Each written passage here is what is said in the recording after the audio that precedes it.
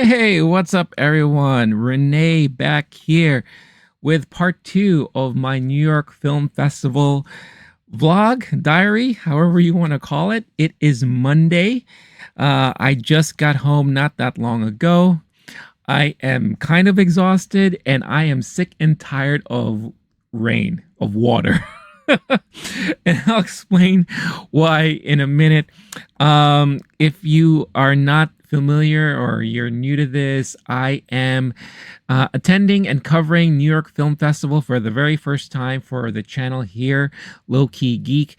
Um, New York Film Festival has always been one of my favorite film festivals, and of course, because it's my local festival too. It's my New York festival. Always enjoyed the movies there. I already have part one of the diary up on the channel by the time that this goes up, where it covered kind of like my day and a half, my first day and a half. So this is like my, I guess, second full day at the festival. Let's just call it, just to be clean, my third day at the festival. Yeah, so what I'm doing is that I'm just kind of recapping my experiences and my reactions to the films that I check out. Later on, once I have more time, each of the films that I'm checking out, I will have a dedicated review for them on the channel. So a best way to just make sure you're on top of all that and you want to hear my thoughts and everything is just to make sure you're subscribed. So just make sure that you're subscribed or following me on the podcast channel as well if you're listening to this on podcast format. There are going to be roughly around 20 movies that I'm watching. Another great way to see which movies are on my watch list is to check out my Letterboxd account, where I created a list of all the movies I'm planning to watch, and then you'll also see kind of my rating and thoughts of each movies that I see on there.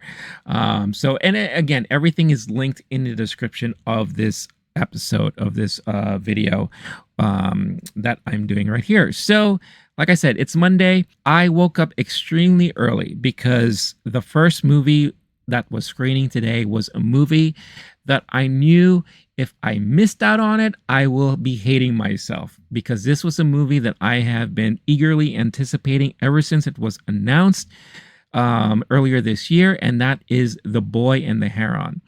The latest animated feature film from Hayao Miyazaki after a 10-year hiatus. Studio Ghibli, of course, is one of the studios that I'm always looking forward to whenever a new movie is out, whenever they put something out. I have multiple favorites from Hayao Miyazaki. He is a legend when it comes to animation and anime. So when I heard that this movie was coming out, the one thing that really drew my attention was how they went about in releasing it. In Japan, they did no promo, no marketing, so no trailers were put out, no press photos or anything was put out.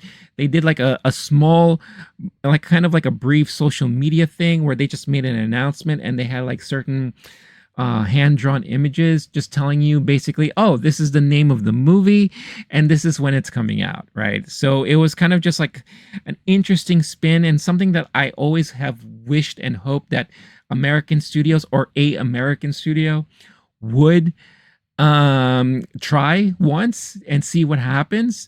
But they did in Japan, and it worked.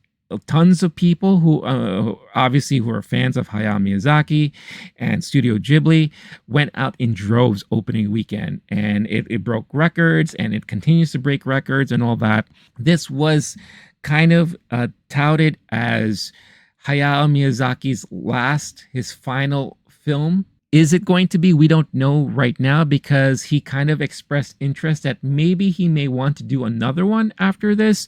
I think it was just one of those things where if you've been gone for a very long time and he did something that he's very passionate about, you kind of get that, that feeling again, that kind of like, oh, I want to create more. I want to create.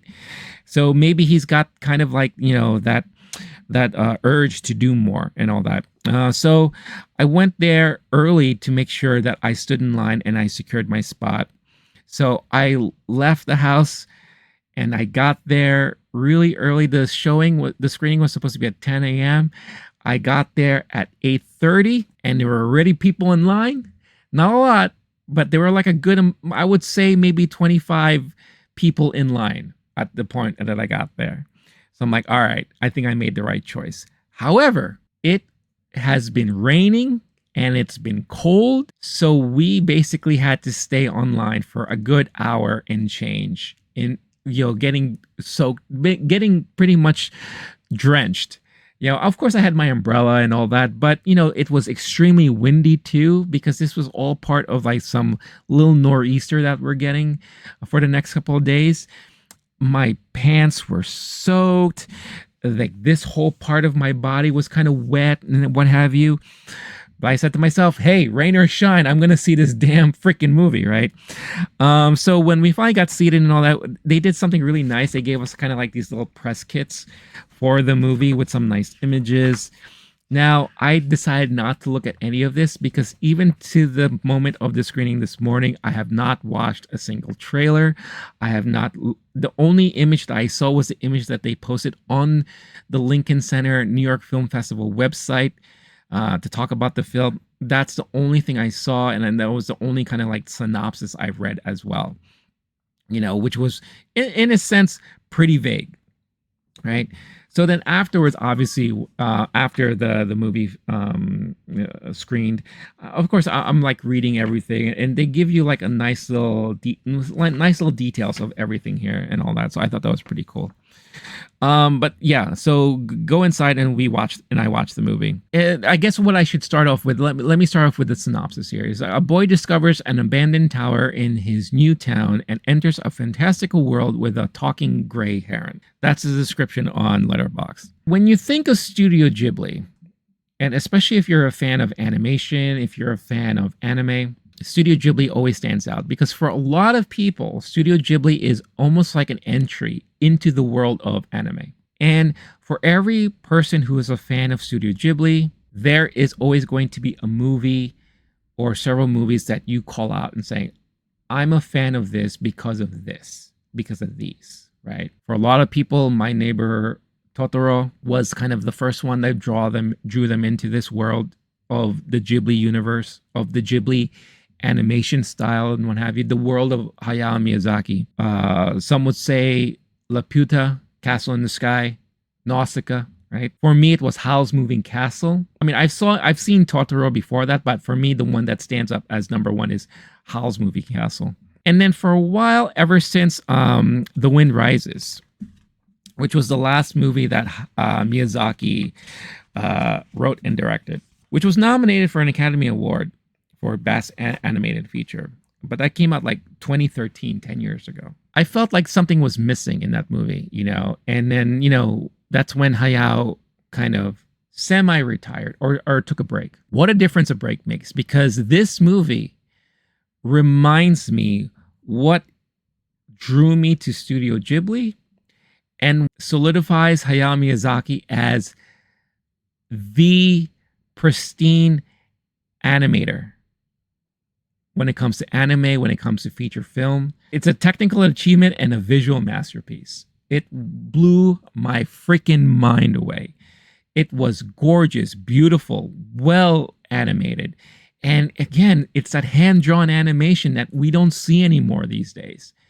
You could tell he took the time to do all that while still introducing some new things. There was a moment in the beginning of the movie where there's a fire, and the boy in question, Maheto, he's rushing to the fire because it's a hospital, and that's where his mom works. And they're doing this like blurry, motion blurring effect that looked so nice. Like it was so well done. It was gorgeous, And then the story itself, the whole thing with the boy and the heron, that's like not even part of the whole story. That's like a beginning. That's like the gateway into what was eventually revealed all throughout. It was a beautiful story. To some, I'm sure it would be a little confusing. And I will say that in very typical studio Miyazaki form and Ghibli form, you go through most of the movie in the beginning not knowing what the hell is going on. But halfway through and then towards the end, they finally explain a lot of things, and then things kind of go hand in hand, you go together, right? And you get a lot of that here. But the overall arching kind of sentiment is remembrance, appreciation. I'm reading a lot of this from my notes here. Legacy, family history, right? That seems to be the overarching themes of this movie.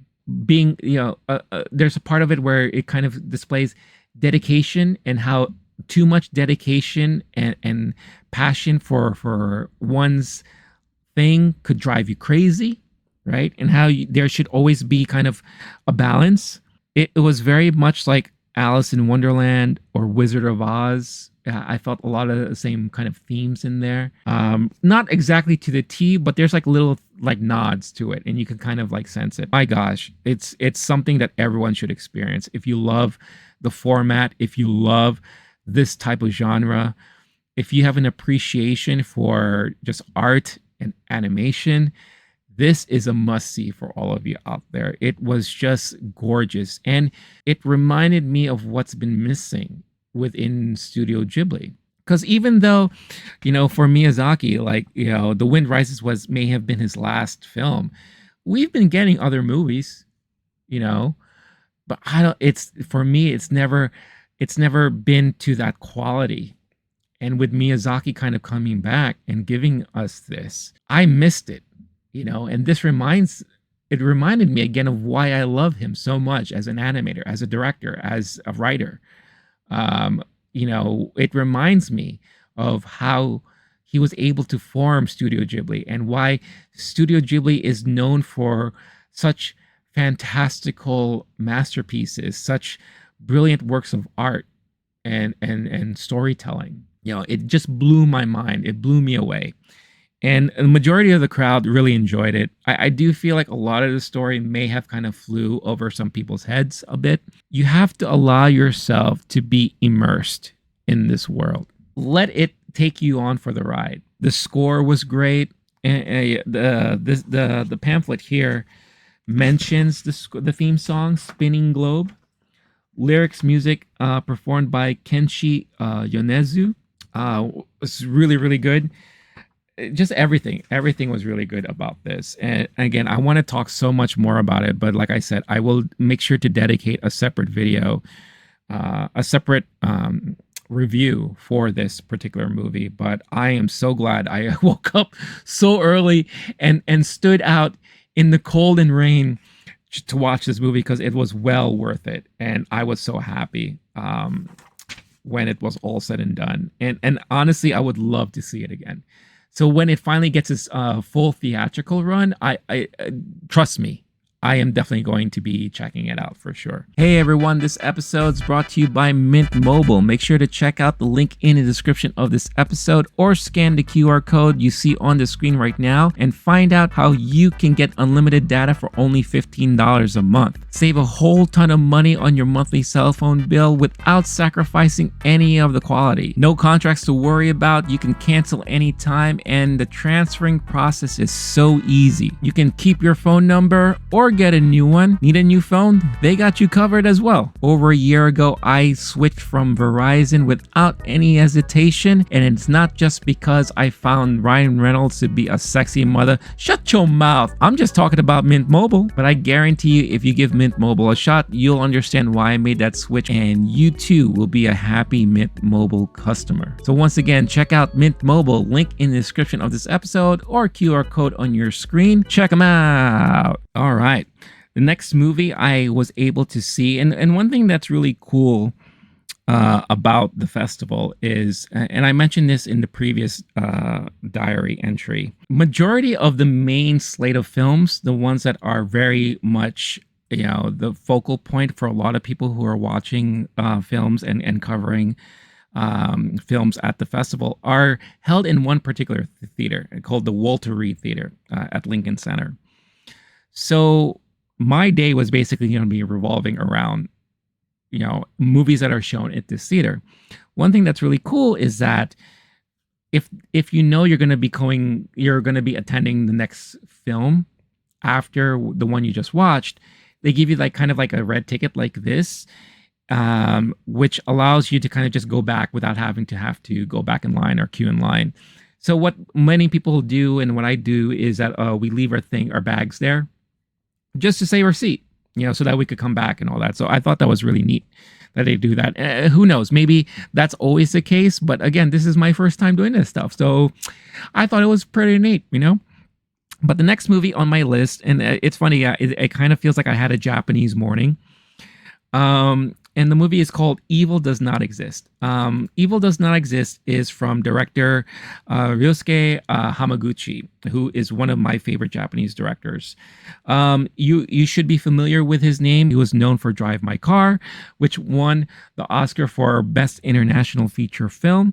One of my favorite movies. I've mentioned before that there's another movie of his that I really loved, and it kind of like introduced me to him as a director, and that is Happy Hour, kind of like the 5-hour opus that he did there.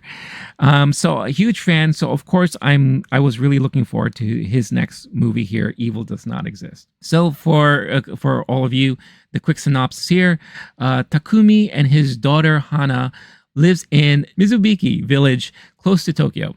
Like generations before them, they live a modest life according to the cycles and order of nature. One day, the village inhabitants become aware of a plan to build a glamping site near Takumi's house, offering city residents a comfortable escape to nature. When two company representatives from Tokyo arrive in the village to hold a meeting, it becomes clear that the project will have a negative impact on the local water supply, causing unrest.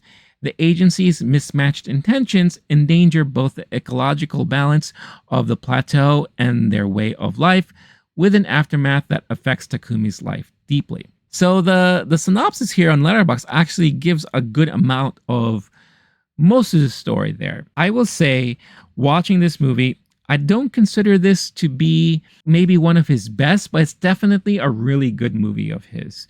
The main themes here is like city versus nature, not understanding the simplicity of humanity, poisoning of pre-established environments or communities, kind of like the interruption of industry when it comes to nature. The expansion of city and all that, and when I was reading an interview with Ryosuke Hamaguchi, people were asking him about his stance on kind of, the environment and environment issues and all that. And he says, I don't have any one particular stance here. I just make a movie. He made this movie based off of wanting to work with an artist who is responsible for the score of this film. The music was done by Aiko Ishibashi, and he was kind of tasked to do kind of visuals to accompany her music or to make a music video. And that's kind of what spawned him wanting to do this type of movie. But, I think he's being a little coy too, because with anything, of course, you're going to have some influences on your personal influences in some of the storytelling that you're putting together here. One of the things that really fascinated me and intrigued me about this movie is that people in Japan, especially when it comes to trends, they really can take on a trend like full on once they see the popularity of a certain trend, especially trends coming from the West, from here in America and all that. I've seen this with food. I've visited there many times. I always joke that Japan is like my second home. It's because I've been there so much and I'm very familiar with a lot of the areas there. But when they notice things that are popular here in the West, they tend to want to adopt it for themselves, but it takes time, maybe a couple of years after the fact or what have you. Glamping had a moment here in the United States where it became a big craze.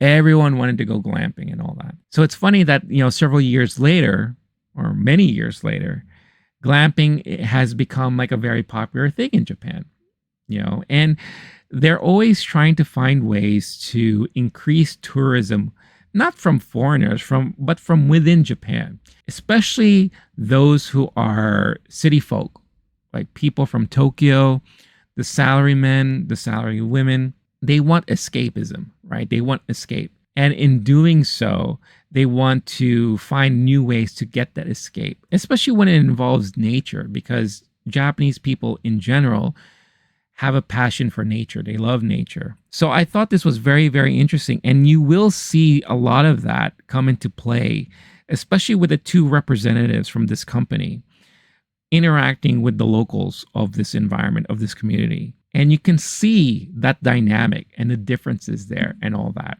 This was categorized as kind of a thriller, but majority of the movie, I didn't see what that meant. It was the last, I want to say 15 to 10 minutes of the movie where all of that came about. And it really surprised me.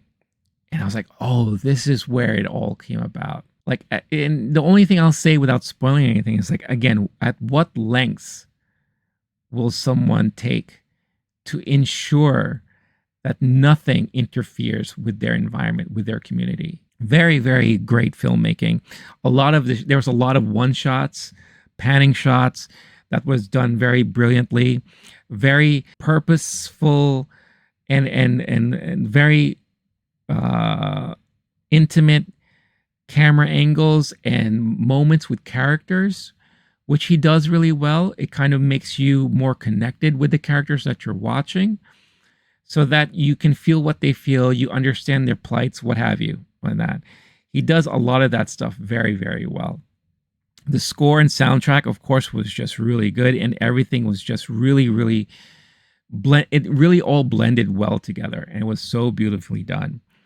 And yeah, it was very, again, I wouldn't say it was one of his better movies, but it's definitely a very good movie of his for sure.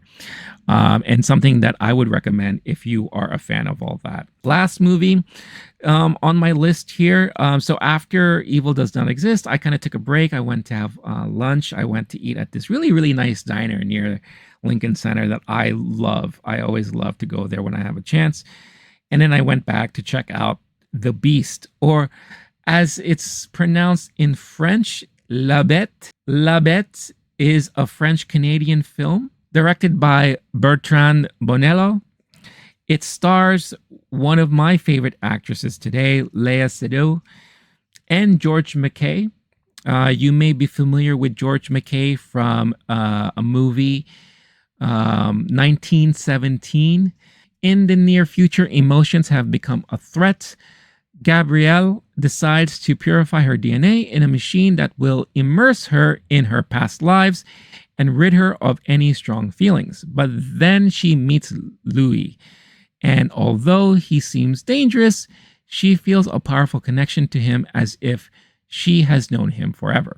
So this movie was an interesting one, I will say.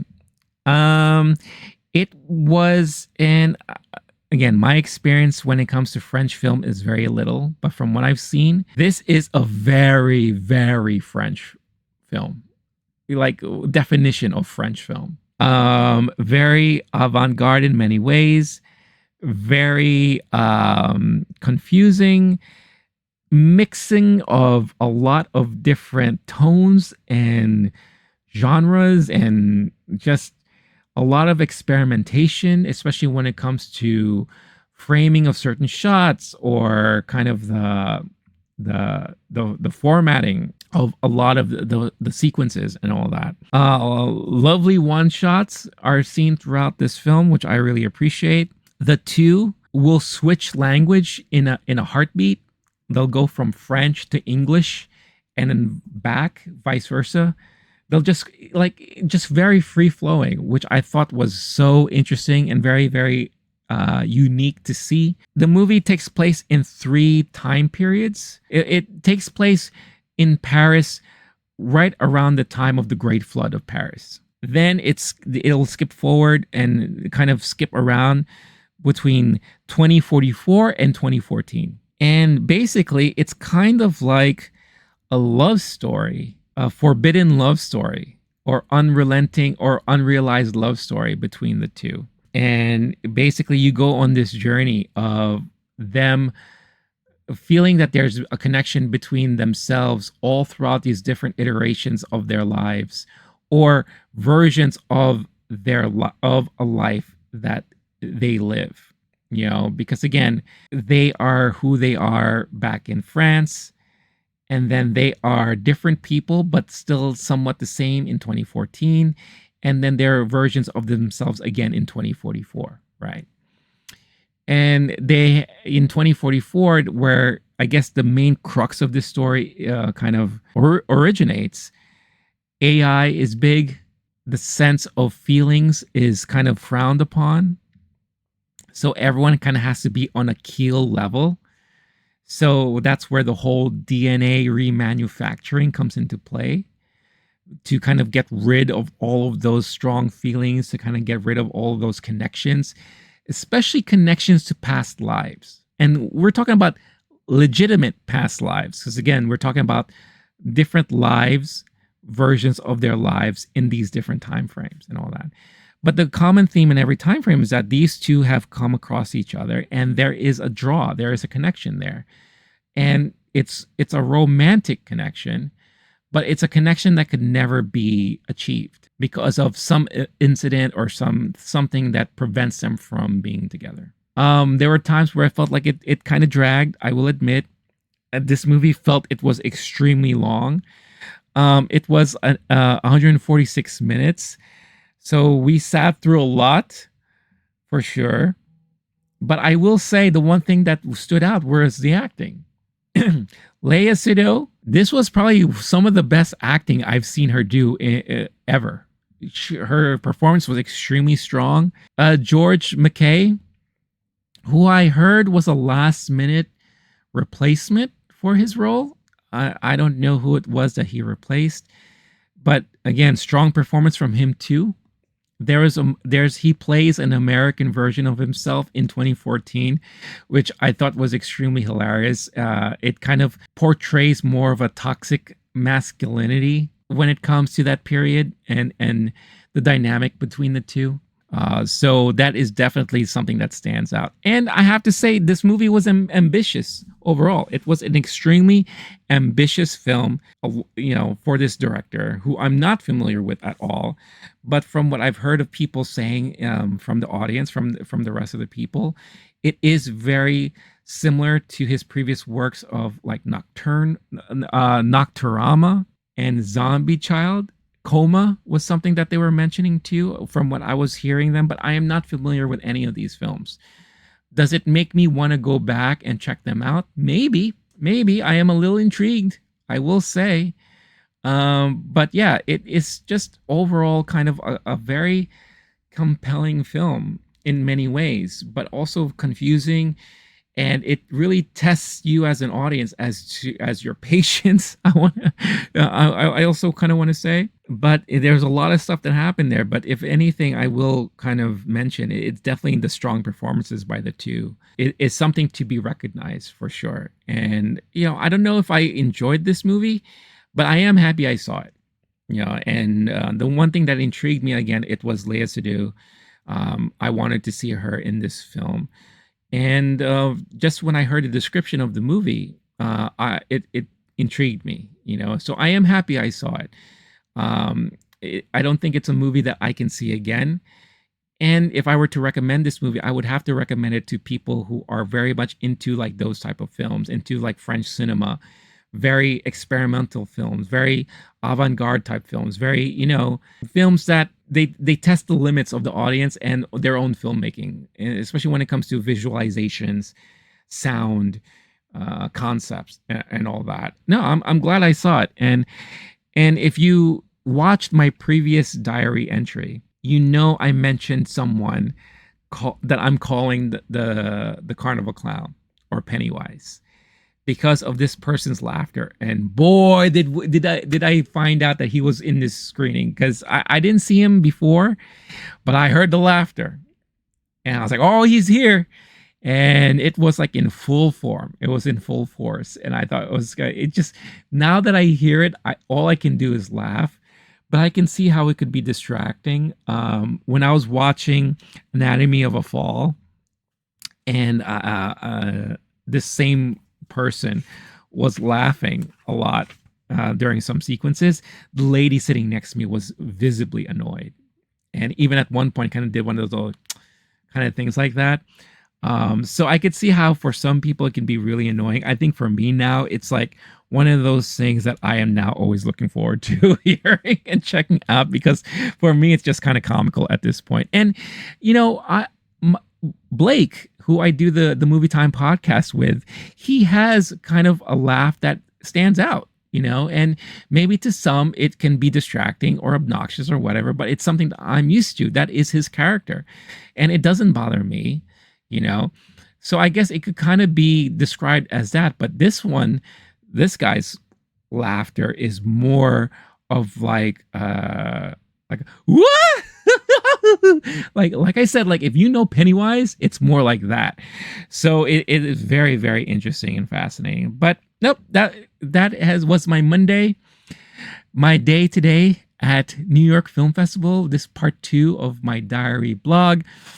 I am taking a break tomorrow because yes, there are some films that I do want to check out, especially a film, All Dirt Roads Taste of Salt, because I've heard nothing but good things about it. But I need the day to kind of catch up, you know, kind of review what I'm doing here and actually publishing them, right?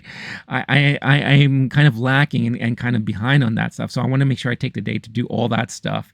And what I'm going to do is I'm going to reach out to some of the people involved with those movies to see if they would be nice enough to either allow me to attend more of the public screenings, or if they would be happy enough and be kind enough to send me maybe a screener to check out so that I could really see them for myself, especially the Taste of Things that's screening tomorrow, because I need to understand why France has opted to put the Taste of Things in contention for international foreign film at the Oscars instead of Anatomy of a Fall, which won the Palme d'Or. I'm so curious about that, so I need to find that out.